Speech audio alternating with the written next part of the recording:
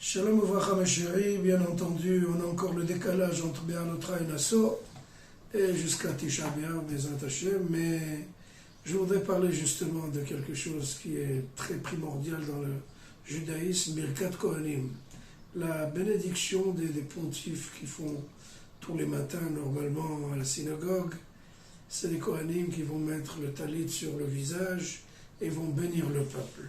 Cette bénédiction est extrêmement dense et forte et puissante. Et Bezrat Hashem, on va en parler un petit peu, 3-4 minutes. Et il va nous falloir au moins 2-3 heures pour approfondir, mais avec ce qu'on a. Bezrat Hashem, donc, la bracha c'est comme ça. Varecha Adonai v'shmerecha, ya'er Adonai panav elecha v'choneka, issa Adonai panav elecha v'asemecha shalom. Et si on compte toutes les lettres de la bénédiction, on va trouver 60 lettres exactement. Le 60, selon le Kabbalah, c'est la lettre Samer en hébreu. Samer, c'est une lettre fermée comme un rempart, une citadelle, une forteresse, qui est avec une muraille autour. C'est Samer. Samer, c'est la protection.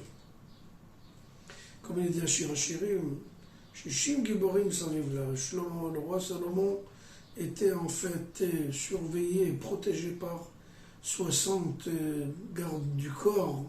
Donc le 60, selon le Kabbalah, il a une signification de protection, de surveillance.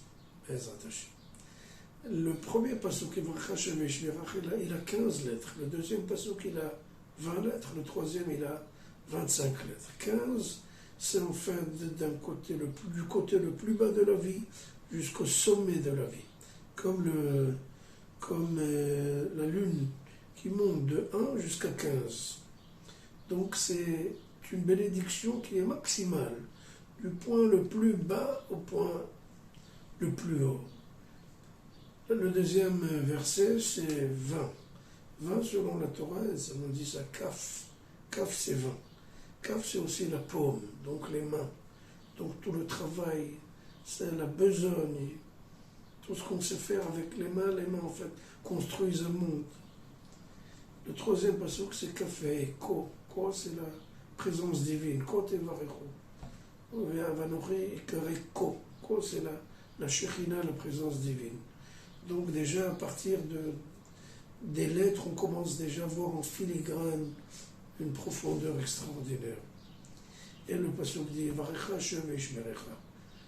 Nos sages disent, Varecha, Kadosh Baruch Hu va te bénir et il va te surveiller. Pourquoi? Ils disent, Varecha, il va te donner une grande richesse.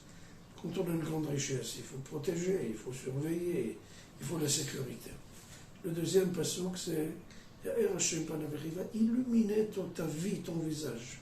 Mais quand elle est fortement illuminée avec un très grand projecteur, on va voir aussi nos défauts, on va voir toutes sortes de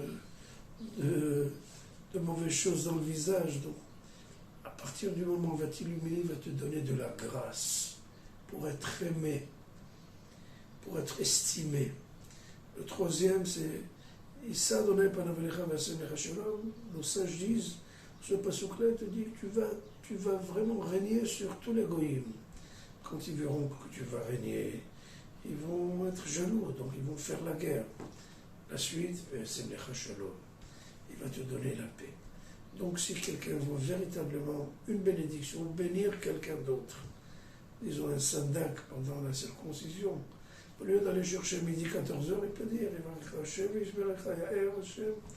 et c'est une bénédiction qui est la perfection par excellence. Bezrat Hashem, soyez bénis, Shabbat Shalom.